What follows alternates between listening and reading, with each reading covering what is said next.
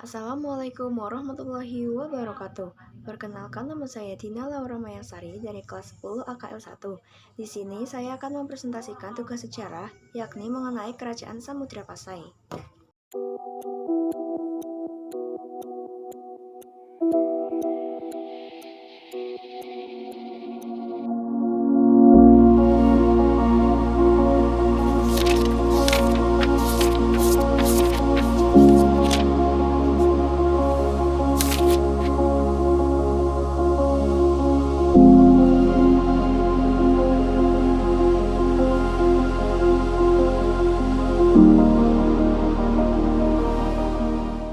Sejarah berdirinya Kerajaan Samudra Pasai. Kerajaan Samudra Pasai didirikan oleh Meora Silu yang kemudian mendapat gelar kehormatan Sultan Malik Al-Saleh, Malikussaleh, saat dinobatkan menjadi raja pertama. Sultan Malikussaleh menjalani pernikahan politik dengan putri dari kerajaan Perlak bernama Ganggasari. Sultan Malikussaleh mengatur kehidupan di Kerajaan Samudra Pasai pada dasar syariat Islam yang kuat. Kerajaan Samudra Pasai di bawah kuasa Sultan Muhammad Malik Al-Zahir, putra dari Sultan Malikussaleh dan Putri Gangga, berhasil menyatukan kerajaan Perlak menjadi bagian kekuasaannya tahun 1292 M. Kerajaan Samudra Pasai terus berkembang menjadi kerajaan besar dan memonopoli perdagangan di kawasan Selat Malaka. Lokasi, letak, geografi, dan peta wilayah. Kerajaan Samudra Pasai secara geografis terletak di pesisir utara Pulau Sumatera, berada di wilayah administratif Aceh Utara atau tepatnya sekitar 20 km dari pusat kota Lok Seumawe. Lokasi pusat pemerintahan Kerajaan Samudra Pasai diperkirakan berada di hulu Krueng Sungai Peusangan di antara Krueng Jambu Aye dan Krueng Pase. Krueng Peusangan adalah salah satu sungai air tawar besar yang menjadi nadi perdagangan di kawasan Aceh karena langsung bermuara ke laut. Sebagai kerajaan Islam di Sumatera, Kerajaan Samudra Pasai berdiri di tanah yang subur, sehingga dapat digunakan untuk mengusahakan produk pertanian seperti padi dan lada. Tidak seperti kerajaan zaman itu yang membuat benteng tanah atau batu sebagai pelindung. Kerajaan Samudra Pasai justru membuat pagar dari kayu mengelilingi ibu kota kerajaannya yang terletak beberapa kilometer menjorok ke dalam dari pelabuhan. Silsilah Raja Kerajaan Samudra Pasai memiliki eksistensi dari tahun 1267 sampai 1524. Ada 20 sultan yang pernah menduduki singgasana sebagai raja di Kerajaan Samudra Pasai. Raja-raja tersebut adalah 1. Sultan Malik Al-Saleh, 2. Sultan Al-Malik Az-Zahir 1, 3. Sultan Ahmad 1, 4. Sultan Al-Malik Az-Zahir 2, 5. Sultan Zainab Abidin 1, 6. Ratu Nahrasiyah, 7. Sultan Zainab Abidin 2, 8. Sultan Salahuddin, 9. Sultan Ahmad II, 10. Sultan Abu Zaid Ahmad III, 11. Sultan Ahmad, 12. Sultan Mahmud, 13. Sultan Zainab Abidin III, 14. Sultan Muhammad Syah II, 15. Sultan Al-Kamil, 6. Sultan Adelullah, 7. Sultan Muhammad Syah III, 18. Sultan Ahmadullah, 19. Sultan Ahmad, 20. Sultan Zainab Abidin. Mengacu pada hikayat Raja-Raja Pasai, bisa ditarik kesimpulan bahwa Kerajaan Samudra Pasai didirikan oleh Sultan Malikussaleh yang kemudian memperkuat eksistensi kerajaan dengan menikahi Putri Gangga Sari dari Kerajaan Perlak. Selain sebagai pendiri kerajaan, Raja Malikussaleh juga sekaligus raja terkenal di Kerajaan Samudra Pasai dengan kekuatannya mengembangkan kerajaan baru tersebut. Setelah Sultan Malikussaleh wafat, kepimpinan dijalankan oleh putranya Sultan Malik Az-Zahir. Pada masa kekuasaannya, Samudra Pasai mengalami perkembangan yang ditandai mulai digunakan mata uang kerajaan sebagai alat tukar yang sah. Sultan Ahmad I naik tahta tahun 1326 menggantikan Sultan Al-Malik Az-Zahir. Sultan Ahmad I berhasil melakukan ekspansi dengan menundukkan kerajaan Karangbatu di Tamiang. Setelah periode kepemimpinan Sultan Agung I habis, estafet kepemimpinan jatuh ke tangan Sultan Al-Malik Az-Zahir II. Catatan Ibnu Battuta memberikan gambaran kunjungannya di Kerajaan Samudra Pasai pada masa pemerintahan Sultan Al-Malik Az-Zahir II. Pada masa ini, Kerajaan Majapahit melakukan penyerangan ke Samudra Pasai dan menyebabkan raja merangsek ke ibu kota kerajaan dan sebagai penduduk dijadikan tawanan perang. lalu dibawa ke tanah Jawa. Kerajaan Samudra Pasai mulai bangkit di bawah kekuasaan Sultan Zainab Abidin I yang mulai berdaulat tahun 1549. Sultan Zainab Abidin I memajukan perniagaan rempah-rempah lada hingga menjadi basis ekspor di kawasan itu. Kronik Cina menyebut bahwa Sultan Zainab Abidin I sebagai Taisuli Api Tinggi dan diceritakan gugur dalam peperangan melawan Raja Nakur dari Kerajaan Padir tahun 1406. Sultanah Raziyah, istri Sultan Zainab Abidin I, melanjutkan kekuasaan dan menjadi raja perempuan pertama di Kerajaan Samudra Pasai. Sultanah Raizaniyah digantikan berturut-turut oleh Sultan Zainab Abidin II, Sultan Salahuddin, Sultan Ahmad II, Sultan Abu Zaid Ahmad III, Sultan Ahmad IV, Sultan Mahmud, Sultan Zainab Abidin III, Sultan Muhammad Syah II, Sultan Al-Kamil, Sultan Adlullah, Sultan Muhammad Syah III, Sultan Abdullah, dan Sultan Ahmad V. Pada pemerintahan Sultan Ahmad V, kawasan Malaka sudah berhasil dikuasai oleh Portugis. Keadaan ini semakin mendesak kedudukan Kerajaan Samudra Pasai yang sudah goyah akibat konflik perebutan kekuasaan di internal kerajaan. Puncaknya, pada masa pemerintahan Sultan Zainab Abidin IV, Portugis melancarkan serangan ke Kerajaan Samudra Pasai. Tahun 1521, kerajaan ini runtuh dan kemudian diambil alih Kerajaan Aceh di bawah kekuasaan Sultan Ali Mughayat Shah untuk menjadi daerah kekuasaannya. Kehidupan di Kerajaan Samudra Pasai. A. Kehidupan ekonomi. Sumber utama perekonomian di Kerajaan Samudra Pasai berasal dari kegiatan perdagangan, pertanian, dan peternakan.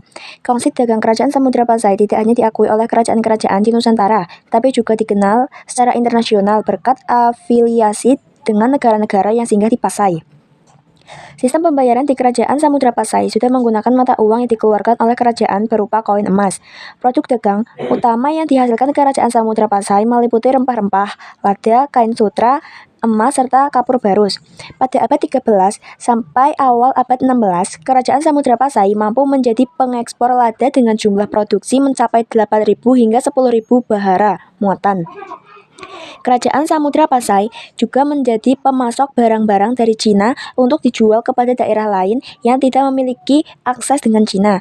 Uniknya, Kerajaan Samudra Pasai sudah menetapkan sistem promosi dagang dengan saudagar dagang dari Jawa berupa kebebasan pajak terhadap barang yang diperjualbelikan. Para saudagar ini biasanya menjual beras ke Samudra Pasai dan membeli lada untuk dibawa kembali ke Jawa.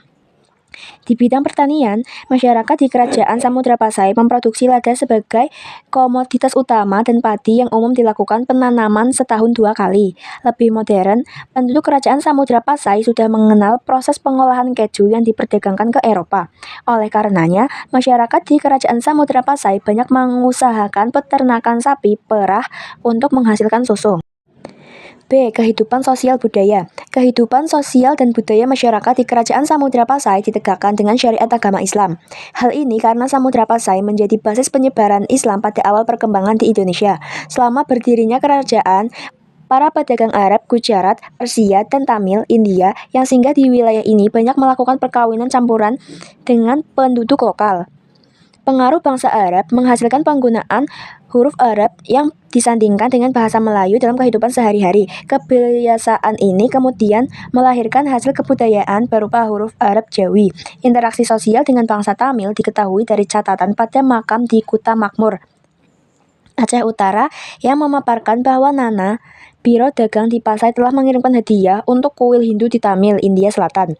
Penyebutan Nana sebagai agen dagang di wilayah Aceh dikuatkan dengan inskripsi prasasti Neoso berbahasa Tamil yang berisikan aturan dalam jual beli emas bagi Nana, perkumpulan pedagang, untuk menegakkan syariat Islam termasuk larangan menerapkan riba.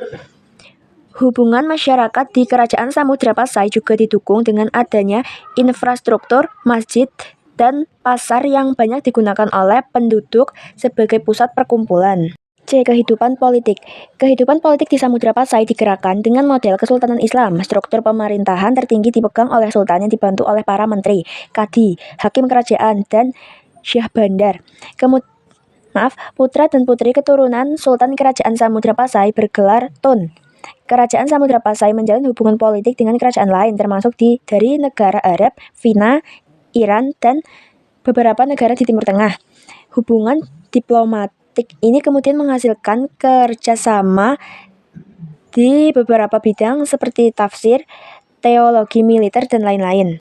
Kehidupan agama. Kerajaan Samudra Pasai mempunyai peranan vital dalam penyebaran agama Islam di Indonesia dan Asia Tenggara. Hal ini didukung jaringan dagang antar negara kerajaan Samudra Pasai, di mana beberapa pedagang ini juga membawa misi Islamisasi. Penyebaran agama Islam melalui kerajaan Samudra Pasai juga meninggalkan jejak di Terengganu, Malaysia. Dilihat dari temuan batu bertuliskan surat menggunakan bahasa Melayu yang ditulis dengan huruf Arab.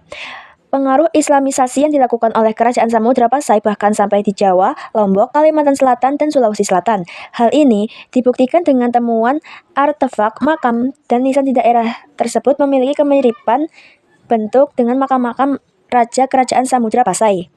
Masa kejayaan kerajaan Samudra Pasai dimulai dari masa pemerintahan Sultan Zainal Abidin Malik Az-Zahir dan terus dipertahankan pada masa kekuasaan Sultanah Nasriyah. Pada masa ini, kerajaan Samudra Pasai bahkan dikatakan memegang peran sebagai penguasa maritim di Selat Malaka, menggantikan kerajaan Sriwijaya. Kerajaan Samudra Pasai didukung dengan armada angkatan laut yang kuat untuk menjamin keamanan pedagang yang transit di Pasai. Penyebab runtuhnya kerajaan. Serangan Portugis. Kerajaan Samudra Pasai dianggap menghalangi Portugis untuk menguasai perdagangan rempah-rempah di Blok Timur. Hal ini menyebabkan Portugis mengatur serangan untuk menghancurkan kekuatan maritim di kerajaan Samudra Pasai tahun 1521. Kerajaan ini, kepemimpinan kerajaan Samudra berada di tangan Sultan Zainal Abidin IV. Meskipun kerajaan Samudra Pasai memiliki armada angkatan perang dalam jumlah besar, namun kecanggihan militer yang dimiliki Portugis dapat melemahkan kekuatan tersebut. B. Penyatuan dengan Kerajaan Aceh. Kondisi kerajaan Samudra Pasai yang berada pada posisi lemah kemudian dimanfaatkan oleh Sultan Ali Mughayat Shah untuk menundukkan kekuasaannya. Serangan dari Kerajaan Aceh tahun 1524 membuat Kerajaan Samudra Pasai akhirnya runtuh dan dijadikan satu dengan Kerajaan Aceh. Penyatuan ini juga merupakan intrik politik untuk memperkuat kekuatan Kerajaan Aceh untuk menguasai perdagangan di Malaka dengan memerangi Johor dan Portugis. Kemudian penyatuan kerajaan ini terlihat dari diboyongnya lonceng Cakradonya ke wilayah kekuasaan Kerajaan Aceh di Banda Aceh. Sumber sejarah. Hikayat Raja-Raja Pasai. Hikayat Raja-Raja Pasai merupakan salah satu sumber sejarah kerajaan Samudra Pasai. Naskah aslinya tidak diketahui pengarangnya karena budaya pada masa lalu itu penulisan teks tidak menyertakan nama penulis. Hikayat Raja-Raja Pasai ditulis menggunakan huruf Arab Jawi dalam bahasa Melayu. Selain menceritakan tentang raja yang dikuasai di kerajaan Samudra Pasai, hikayat ini juga memberikan bukti bahwa kerajaan Samudra Pasai juga menjalin hubungan dengan kerajaan Mataram, Majapahit, dan kerajaan-kerajaan lain di Jawa.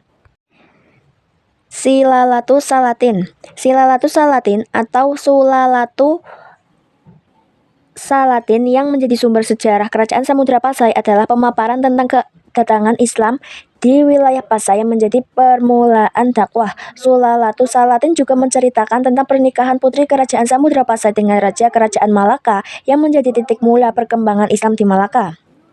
C. Kronik Cina. Kronik Cina menceritakan gugurnya Sultan Zainal Abidin Malik Az-Zahir atau dalam nama Cinanya disebut Sainuli Aping Tinggi akibat serangan dari Raja Nakur. Kepemimpinan kemudian dilanjutkan oleh istrinya Sultanah Nahraziyah yang menjadi raja perempuan pertama dalam susunan silsilah raja kerajaan Samudra Pasai. D. Laporan perjalanan Cheng Ho. Laksamana Cheng Ho bertandang ke Samudra Pasai pada masa pemerintahan Sultanah Nasriyah. Laporan dari Laksamana Cheng Ho yang dibuat oleh Mahua dan Feixin menyebutkan bahwa kerajaan Samudra Pasai berbatasan dengan pegunungan tinggi di bagian selatan. Bagian timur kerajaan berbatasan dengan wilayah kekuasaan kerajaan Aru dan pegunungan. Di bagian utara, kerajaan Samudra Pasai dibatasi laut serta kerajaan Nakur dan kerajaan Lide. Sementara itu, bagian barat wilayah kerajaan Samudra Pasai berbatasan langsung dengan kerajaan Lamuri. Selain membahas batas wilayah, laporan Laksamana Cheng Ho juga memaparkan soal kesamaan adat antara kerajaan Samudra Pasai dengan Malaka dalam hal perkawinan, kelahiran, dan kematian. Rihlah ila i Masyrik. Kitab Rihlah ila i Masyrik atau dalam bahasa Indonesia diartikan pengembaraan ke timur adalah karangan Abu Abdullah Ibn Battuta. Di dalam kitab ini, Ibnu Battuta menceritakan singgahnya Kerajaan Samudra Pasai pada tahun 1345. Ibnu Battuta menuliskan bahwa kerajaan Samudra Pasai adalah Muslim saleh bernama Sultan Al-Malikul Zahir Jamaluddin. Sultan diriwayatkan adalah pejuang Islam dengan memerangi orang-orang yang menyembah berhala. Islam yang berkembang di Kerajaan Samudra Pasai adalah mazhab Imam Syafi'i yang amalannya mirip dengan Muslim di kawasan Mapila, India. Ibnu Battuta menegaskan bahwa pada masa itu belum ada kerajaan bercorak Islam di timur kekuasaan Kerajaan Samudra Pasai. F. Naskah Surat Sultan Zainal Abidin. Manuskrip yang ada menunjukkan surat Sultan Zainal Abidin ditunjukkan kepada Kapten Moran sebagai wakil Raja Portugis yang sedang berada di India pada tahun 1518. Sultan Zainal Abidin menuliskan tentang Samudra Pasai setelah kemenangan Portugis atas Malaka tahun 1511. Di dalam surat yang ditulis menggunakan huruf Arab ini, Sultan Zainal Abidin yang menyebut beberapa kerajaan yang berhubungan dengan Samudra Pasai Pasai seperti Mulakat yang merujuk ke Malaka dan Pariaman atau Pariaman. Bukti peninggalan 1. Makam Raja. Komplek Makam Raja Kerajaan Samudra Pasai ini berada di Beuringen Samudra Aceh Utara, Aceh. Terdapat beberapa raja yang dimakamkan di sini, antara lain Sultan Malikusaleh, Sultan Malik Al-Saleh, pendiri Kerajaan Samudra Pasai. Nisan dan kijing di makam Sultan Malikusaleh diukir dengan huruf Arab. Di dalam komplek makam dikebumikan juga Sultan Kerajaan Samudra Pasai yang lain, Sultan Muhammad Malik Az-Zahir yang merupakan putra dari Sultan Malikusaleh. Selain itu, Ratu Nahrayiyah, Raja Kerajaan Samudra Pasai ke-6, juga dimakamkan di komplek pemakaman ini. 2. Stempel Kerajaan Samudra Pasai. Stempel Kerajaan Samudra Pasai diperkirakan mulai dibuat sejak pemerintahan Raja kedua, Sultan Muhammad Malikuz Zahir. Stempel ini didapati di Kuta Krueng, Samudra Aceh Utara, Aceh dalam keadaan patah. Ukuran dari stempel ini sangat mini, yaitu sekitar 12 cm untuk panjangnya, sedangkan lebarnya hanya 1 cm. 3. Mata uang. Mata uang ditemukan dari Kerajaan Samudra Pasai terdiri dari 3 jenis, yaitu dirham, dinar, dan mata uang timah. Mata uang dirham Kerajaan Samudra Pasai berbentuk koin dengan bahan pembuatan emas 18 karat, kandungan emas sekitar 70-75%, berdiameter 1 cm dan berat 0,57 gram. Uang dinar peninggalan Kerajaan Pasai terbuat dari emas dengan kadar kemurniannya 7/10. 7/10. Diameter uang dinar ini lebih besar daripada dirham, yaitu 1,6 cm dengan berat sekitar 9 gram. Sementara uang timah yang ditemukan memiliki ukuran yang hampir sama dengan dirham, hanya bahan pembuatannya saja yang berbeda. Di masing-masing sisi mata uangnya terukir tulisan Muhammad Malik Al-Zahir dan Al-Sultan Al-Adil menggunakan huruf Arab. Mata uang ini terpengaruh dari para pedagang Arab dan garis keturunan Sultan Kerajaan Samudra Pasai. 4. Lonceng Cakradonya. Cakradonya adalah lonceng raksasa sebagai salah satu bukti peninggalan Kerajaan Samudra Pasai. Cakradonya merupakan simbol hubungan persahabatan antara Tiongkok dan Kerajaan Samudra Pasai. Laksamana Cheng Ho atas perintah Kaisar Yongle membawa lonceng Cakradonya ke Aceh tahun 1414. Lonceng Cakradonya berbentuk stupa dengan ukuran tinggi 125 cm dan lebarnya 75 cm.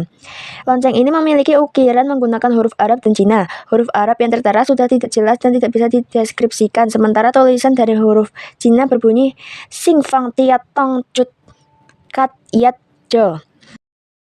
Sekian presentasi dari saya. Apabila ada salah katanya mohon maaf. Wabillahi taufiq wal hidayah. Wassalamualaikum warahmatullahi wabarakatuh.